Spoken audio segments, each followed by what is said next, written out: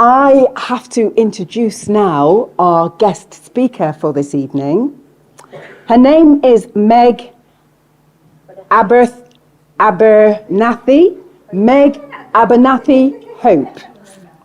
I'm just going to say a little bit about Meg. So she started attending the youth bus in Bishop Sutton 14 years ago when she was just 13 years old. You should see her now.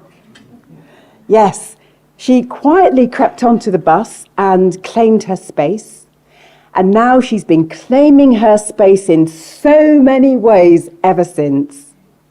She's worked through so many adversities and life-changing events. A truly inspirational young woman. Please welcome Meg Abernethy Hope.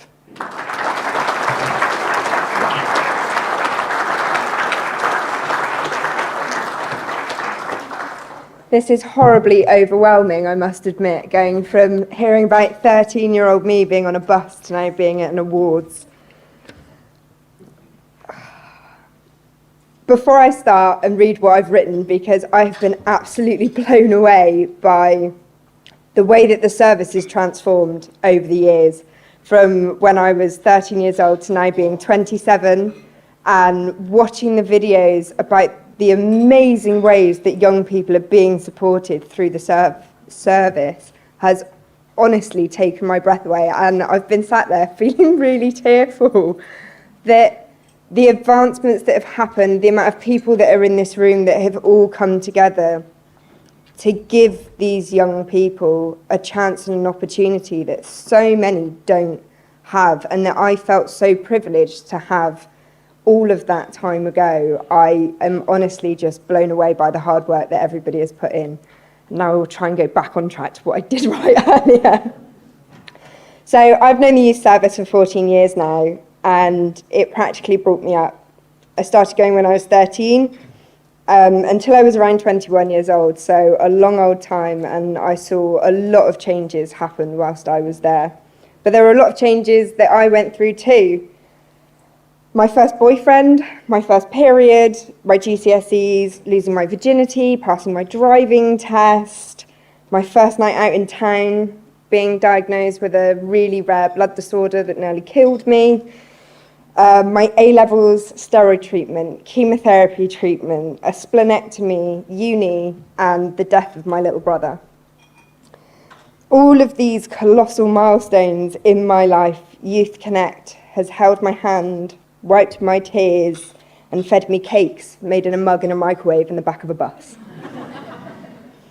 I can remember the first day that I stepped on to the youth bus in Bishop Sutton. We, as kids, used to spend summer evenings up at the Rec, gossiping, playing football, riding our bikes, and genuinely being a nuisance to the rest of the village. I'd moved to Chew Valley from a place called Timsbury, and I didn't know anybody, I didn't have a lot of friends, and used to just kind of tag along and try and make myself known here and there throughout the village. And it was a couple of older kids that had told us about this magic bus that would turn up on a Wednesday. I think it had only come once before. But the most amazing thing happened. These two people got off of this bus, and they gave you free condoms. You can imagine the excitement that happened, and week after week, more people were turning up, more condoms were being handed out, not for the purposes they were obviously intended for, just because it was fun and you couldn't get them anywhere else.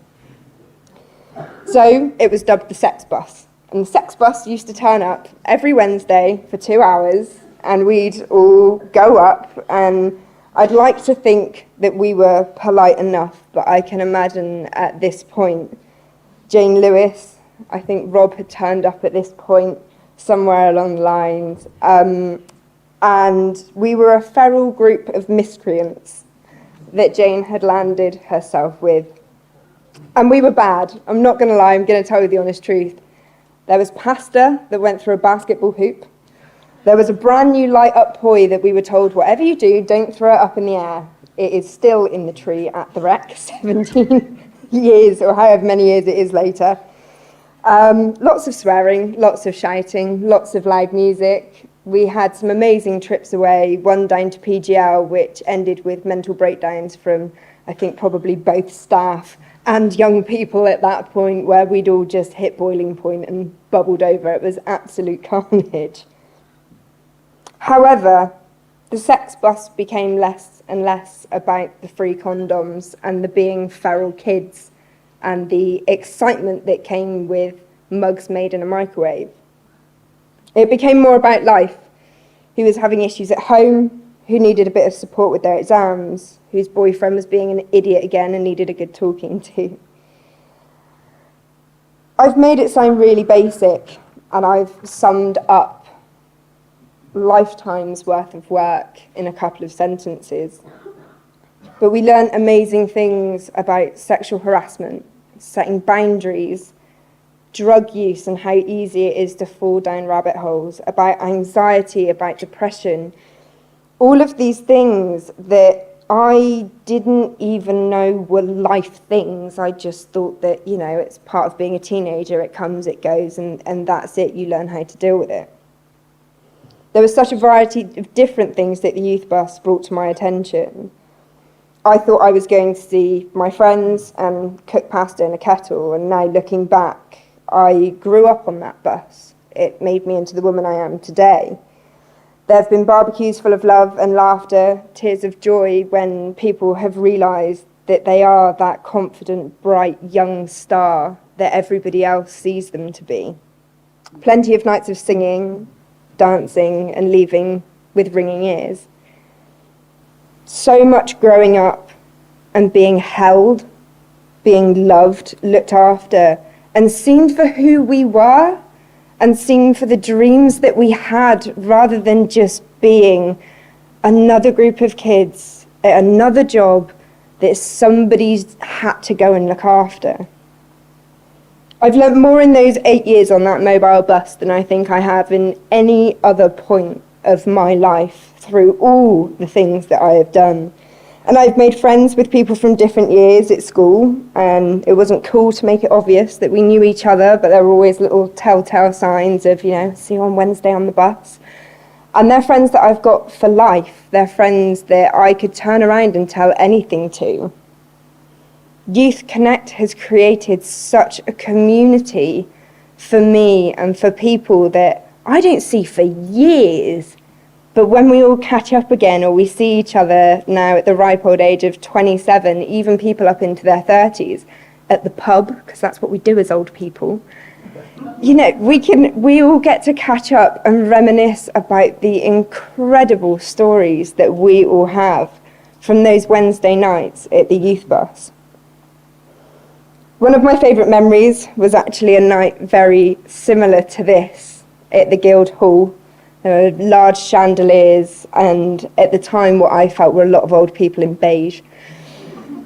3 of us had been nominated for an award, and we were told, you know, this is really important, best behaviour, come on, you're supposed to be representing the service, pull your socks up.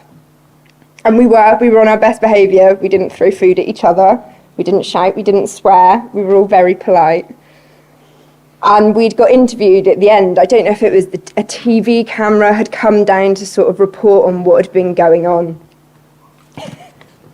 And when one of the boys was asked, you know, what's the most important thing that you've learned at Youth Connect? It was all in the back of our mind, you know, say something important about the drugs and the sex and how you feel better about yourself. And he turned around and went, I've learned how to make beans on toast. Turned around and went, are you kidding me, Alex Monk? That's all you've learned? Are you kidding me? For those of you who don't know, Alex is now a senior worker at the youth service and is doing very well. But it's amazing that all the hours of one-to-one support, help and guidance can be reduced to cooking beans on toast. And I think that's what happens at that age. You don't realise that all of these incredible things and these tools that you are being taught are filtering into your system. And then when you get a bit older and something comes your way to knock you off your feet, you suddenly go, oh, I know how to deal with this. Oh, that was that thing that we talked about on the bus years ago. Oh, that's what that is. And it's amazing now being stood on this stage going, I wouldn't be stood up here being able to talk to all of you guys without having stepped on that bus all of those years ago and having the support from the people that were working on that bus to say, you're welcome, your voice is important, what you've got to say matters. So stand up and say it, and if we don't agree with it, then we'll debate it and we'll talk about it and we'll learn from it and we'll speak to one another and find a way for everybody to understand what's going on. The service has helped me become resilient, strong and hopeful. At 27, I own and run my own business. It's called the Billy Chip, and it's a token scheme that supports the homeless. It's run throughout Bristol, Bath and the rest of the country. We're actually looking to roll out nationwide with Greg's in February, which I am terrified about, but it's such an incredible thing that I get to put my hand to and say that I've done. It was named after my little brother Billy, who came to the mobile youth service, and Billy was a pain in the arse. Jane Lewis's voice lives rent-free in my head of her screaming my brother's name, whether he'd blown something up in the microwave, rugby tackled somebody, or just kept asking the same question over and over and over again, because he could get on people's nerves, and that's what he did. But I know that he adored his Wednesday nights. They were his space, his time to explore his feelings in a safe environment. And since he's passed away, that's something that I now really value and understand. I'm doing the inner work at 27 that my brother was doing with the youth service at 16. There is an incredible, incredible team of people that support the young people that come and use and utilise the service. If you're here as a young person tonight, all I can say to you is please, please take advantage of that. Therapy is so expensive. It will cripple you. So listen to what these old people have to say. They have honestly got some really wise words, and even if it doesn't sink in now, it will when you're older and you then live through that experience and you go, oh shit, do you know what, they were right. When Billy died in a motorbike accident in 2018, I had no idea how I was going to get through it, how I was going to breathe, how I was going to wake up the next day and live the rest of my life without my little brother by my side. He was 17 months younger than me and was the other part of who I am.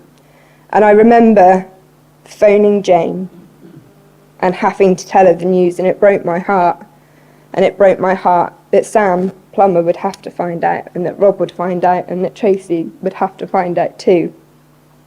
Because everybody in the service knew my brother because he was that irritating and that annoying.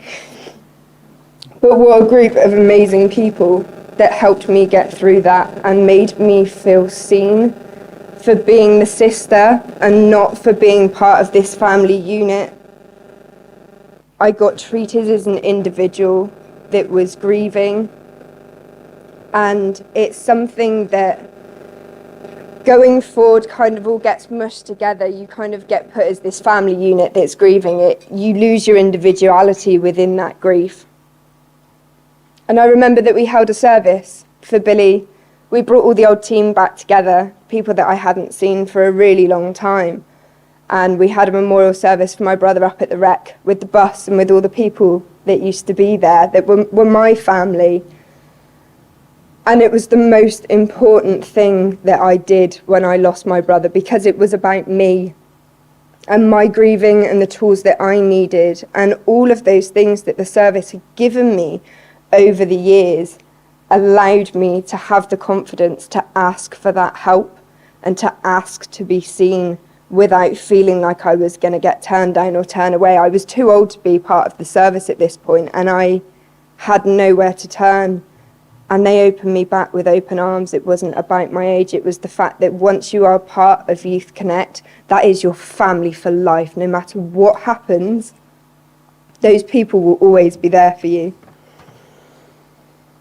The community that I have found and the lessons that I've learned, I honestly don't think I would be here today without those without that support and without Jane, who has changed my life.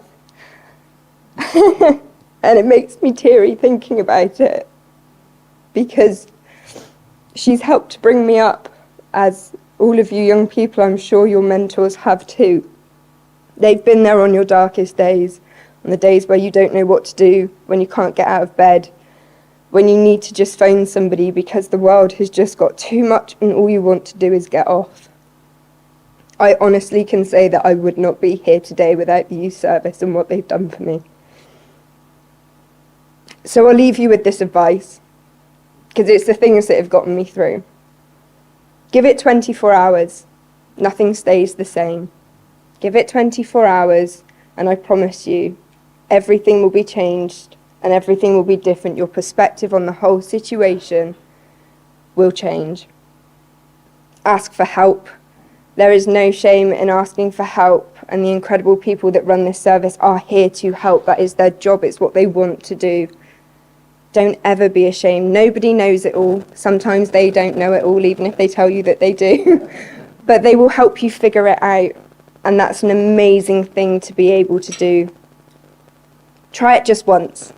You will surprise yourself, I promise, no matter how scary it seems, whether it's food, whether it's kayaking, whether it's holding a tarantula, which we ended up doing once, which was a really odd experience.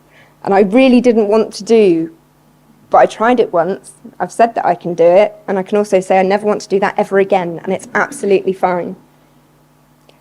And the last thing I'll leave you with is putting condoms on your head is really funny. But the youth service are incredible, and everybody here tonight deserves to be here.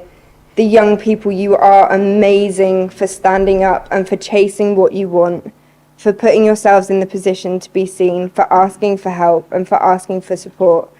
And for all of those here who work in the youth service, who support the youth service, thank you for changing my life and everybody else's, because there's plenty of us who wouldn't be here without you.